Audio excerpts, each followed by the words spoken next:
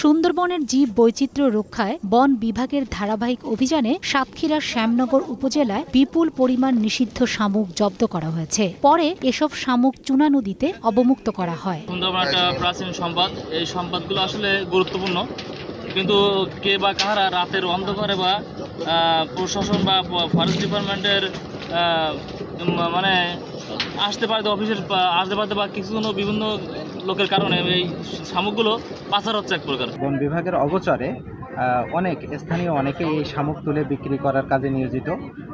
এইরকম অভিযান যেন বন বিভাগের অব্যাহত থাকে। শামুক এবং ঝিনুক সুন্দরবনের প্রাকৃতিক সম্পদ, এটা অনেক কায়দায় যারা বনের সাথে জড়িত তাদের মাধ্যম দিয়ে এটা কোনো কায়দায় না কোনো কায়দায় উঠে যাচ্ছে, যাতে না যায় এটা বন বিভাগের পরে আমরা সদাই রাখার জন্য অনুরোধ জানাচ্ছি।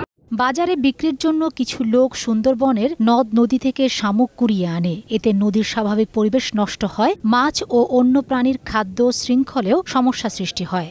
বন আইন 1927 এবং বন্যপ্রাণী সংরক্ষণ ও নিরাপত্তা আইন 2012 অনুযায়ী বিভিন্ন তফসিল আছে। তফসিল বন্যপ্রাণী সংরক্ষণ ও নিরাপত্তা আইন 2012 এর তফসিল 2 অনুযায়ী এগুলোকে অন্যায়ভাবে অপরিকল্পিতভাবে অথবা কর্তৃপক্ষের অনুমোদন ব্যতীত এগুলোকে পুরানো, এগুলো পরিবহন করা, এগুলো নিয়ে ব্যবসা করা সম্পূর্ণভাবে নিষিদ্ধ। সেই বিষয়টি আমরা সামনে রেখে আমরা সংরক্ষিত সুন্দরবনের এই সম্পদ রক্ষার জন্য আমরা কঠোর নীতি গ্রহণ করছি, জিরো টলারেন্স।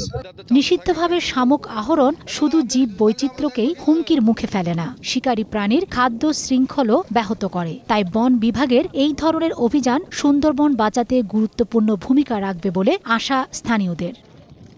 সময় সংবাদ, সাতক্ষীরা।